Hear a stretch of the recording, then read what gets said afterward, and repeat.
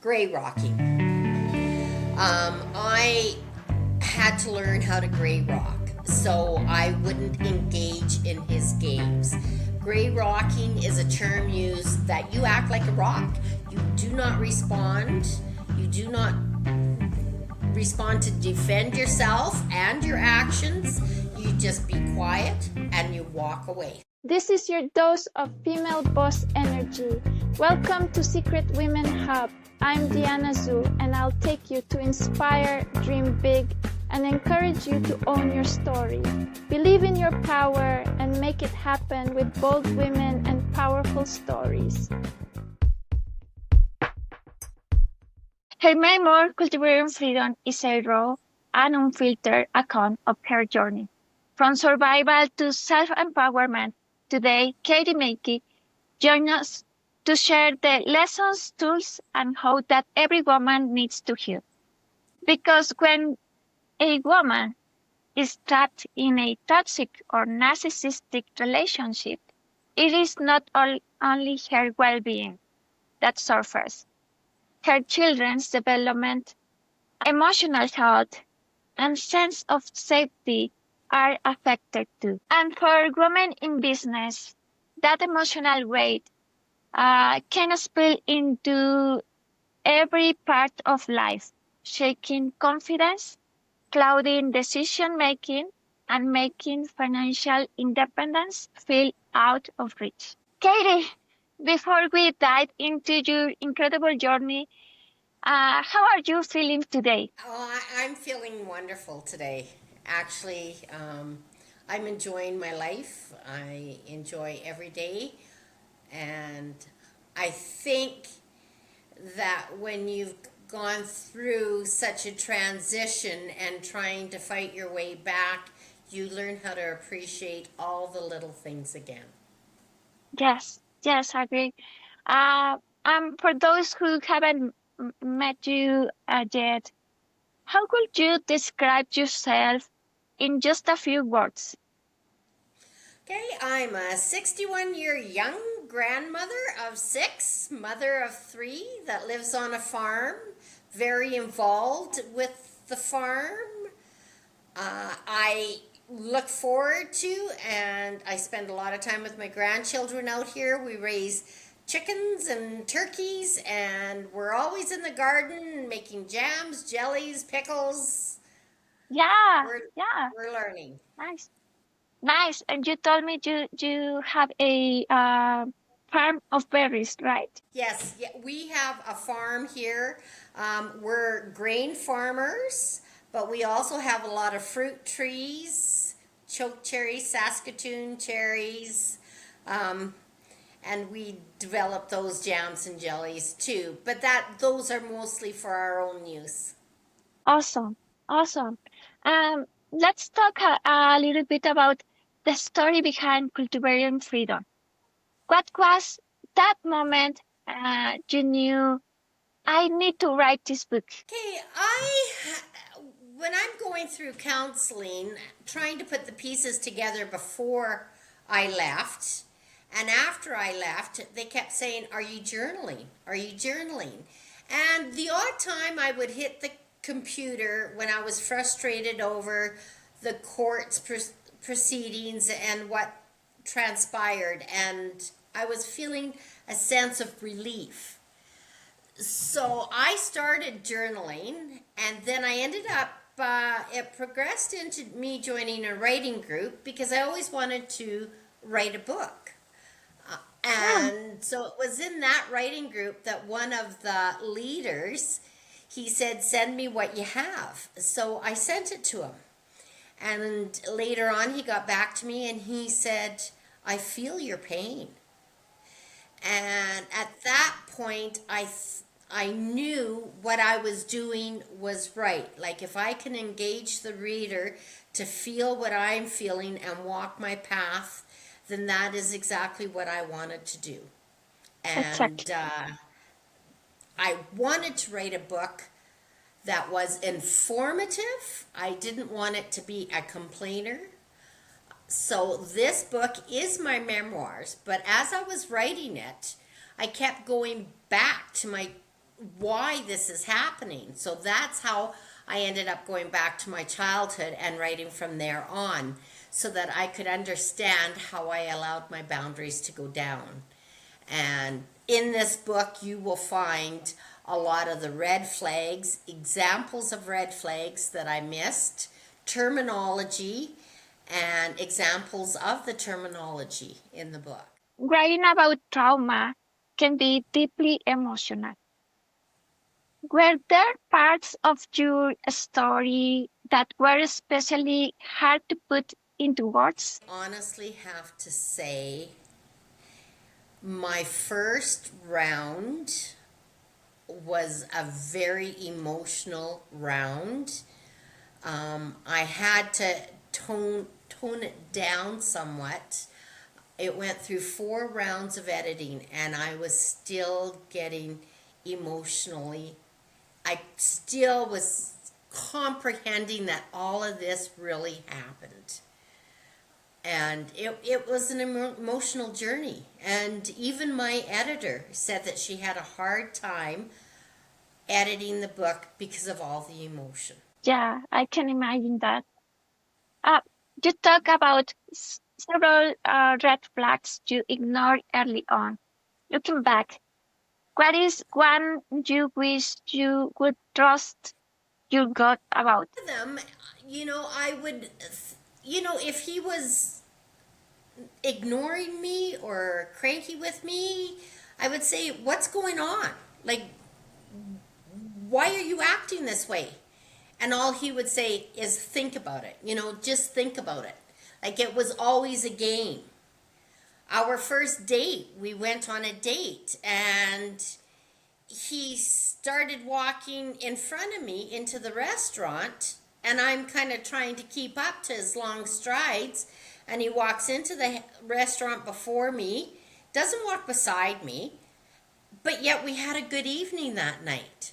But that whole act of his demonstrated hierarchy. He was dominant, I would follow. And I didn't realize it until after I had left. I went to the city with my one daughter. She got out of the vehicle, and she stood at the front of the vehicle waiting for me to join her to walk into the store together. And I just about, like, I was triggered. I just wanted to break down and cry, but I couldn't. And then I thought, 33 years of marriage, and I've never had anybody wanting to walk in with me somewhere. Yeah, yeah. Wow. Uh, and you spent 33 years in a narcissistic marriage and 6 years in court. What kept you going during those long, exhausting years? Honestly, it was my family, it was my kids. I felt that I was fighting for my kids. I didn't want to see the family home sold. I wanted my family to have the home that they grew up in. And that was very near and dear to me. When I saw that he started stripping the house down, taking light fixtures out and stuff after he had moved, that demonstrated his intentions. And so I had to really dig my feet in, and I had to hold tight. And my counselor taught me a lot of tools to use to deal with the stress that I was going in. Awesome. Awesome. Um, After many years, I'm considering factors like culture, social circles, and family. It can be sometimes be really hard to hold a firm never go back boundary.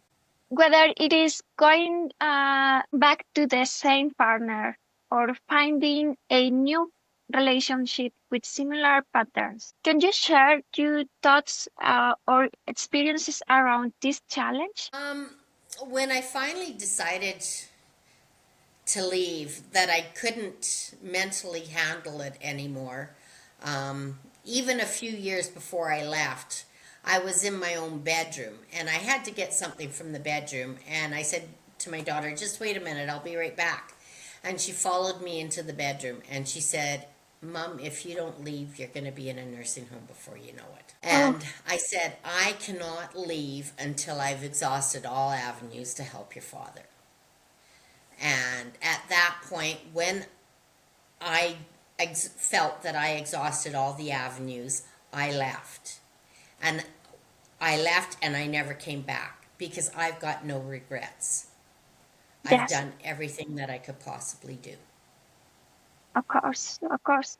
Um, it can be hard, very, very difficult to do, but it is important to take that first step and make the Yes. decision. Yes, I found that once I had help with the medical field, figuring out what he had, I did all that I could to learn about it. I would listen to different psychologists. We ended up going to a marriage counselor, and the second session in, she pulled me to another room and she said, "You seem to understand your husband's mental state." And I said, "I do." And she said, "You better figure it out because it's only going to get worse." Mhm. So I knew at that point my parameters were pushed. It was escalating into physical abuse, and I knew it wasn't going to end well if I stayed. Yes, yes. And what was the turning point that made you say, enough, I am choosing me? Well, after seating, we were driving into town, and I saw both of our daughters at different times, and they both said, "What is going on? Mom, you look terrible." And I thought long and hard about that. And I realized that my role on the farm was increasing and his was decreasing. And I felt it didn't matter how hard I worked, it would never be enough. He would never be happy and I could never please him. And at Oh, that point, I started stepping back and taking time for my health, for my diet, and for my exercise. yes, yes, of course. Once you left, how did you begin the process of reclaiming your life and identity? That was challenging because you're always known as Mrs. And I come from a small community, farming community, Yeah, and I'm having to move into town. I'm not happy about living in town. I had no desire to move to town, but I went to one of my grandkids' ball games, and my there was a gentleman there that as I was after the ball game, I'm walking to my truck, and he hollered over and he said, "Caty, we're glad to have you in town." And I thought that was awfully nice and welcoming. But yet, when I got to the truck, I just broke down and started to cry because it's not what I wanted, but yet I was faced. So it's very difficult because everybody's talking about you. Like I went to the neighbor's funeral, and he was came from a large family, and they were having a barbecue, and a bunch of us were sitting visiting, and his older sister came over to the group where we were sitting, and she said, "Who is married to Brent? Who is married to Brent?" And oh, so I put up my hand and I said, "That would be me." And she looked at me and she says, "Oh, okay." And then she left. Like I know yeah, everybody was talking about me, but I I I can't let those little things bother me. yeah, yeah, of course. You know, it's like it was very difficult to all of a sudden I'm going to the pool by myself. I'm doing everything by myself, and I have to say I'm very self-conscious about how much I stop by to see my kids because I didn't want to be that mother-in-law that's always there. So if I did pop in, it would only be for about 5, 10 minutes to see the grandkids, and then I'd leave again. Just because Yes, I was conscious about overstaying my welcome too. Yeah, yeah. In your book, you share practical tools for dealing with narcissism. Can you share one that has been a game changer for you? Gray rocking. I had to learn how to gray rock so I wouldn't engage in his games. Gray rocking is a term used that you act like a rock. You do not respond. You do not respond to defend yourself and your actions. You just be quiet and you walk away. And then they're not getting their narcissistic supply from you. And Oh, and and that is honestly, I don't know, probably about the last 4 or 5 years. That's how I dealt with it. Like I wouldn't. We went to town once to get groceries and parts, and it was raining out. I'm in the grocery store, and he came in, and he was frustrated with me because I was visiting. I like to oh. visit, and it's not like we communicate at home. So Yes. he pushed the grocery cart out. I had the bags of groceries in my hand, and he pushed the cart and left it at the back door of the truck. And it was raining out. And he walked around the truck and sat down in the front seat and left all the groceries for me to unload. Well, then this gentleman saw what was going on from the grocery store and came out, and he said, "Ma'am, you shouldn't be unloading the groceries in the rain." And I said, "Oh, that's fine. I can do it." But this young man stood there and helped me unload the groceries into the truck while my husband sat in the front Oh, seat. wow. Many women feel trapped because of finances, children, or fear. What advice would you give them to start planning their exit? I would say get a job, have your own account and your own credit card, and slowly detach financially, so that takes the power away from them and controlling you that way, because they will. You Yes, have to expect it. yes. You will feel that you don't have nothing. You cannot even buy a ticket for a flight to go with your family. So you feel you you cannot do anything without him, right? So Yeah. if you detach the finances, you can be more independent. Yes, and one thing too, I noticed with our health insurance, I was on his, and so that following year, when I've got my counselor appointments and such, I had to pay cash for them. Otherwise, he would benefit, and I know he wouldn't pay me back. So Yeah, I had to kind of pay. I had to be prepared to pay that year just to get away from him. yeah. Just say you have to train your brain so it outweighs your fears. What does that training look day to day? Okay, when I say that, it's just like I cannot overthink every little thing. If Mhm. something comes at me, I take it, I acknowledge it, I put it on a shelf, I grab something else to distract me to move on to the next thing. You cannot harp on the same thing. And once you get in the habit of acknowledging it, shelf it, deal with the next thing coming up, it gets easier. You Of aren't course. triggered so much when the court papers come. You aren't triggered over the texts and the emails. It's just like water off a duck. Yes, of course. What is the most important message or piece of advice you want to share with women, especially entrepreneurs who are facing thought personal or professional challenges right now? I would say probably my biggest asset in all of this has been my counselor.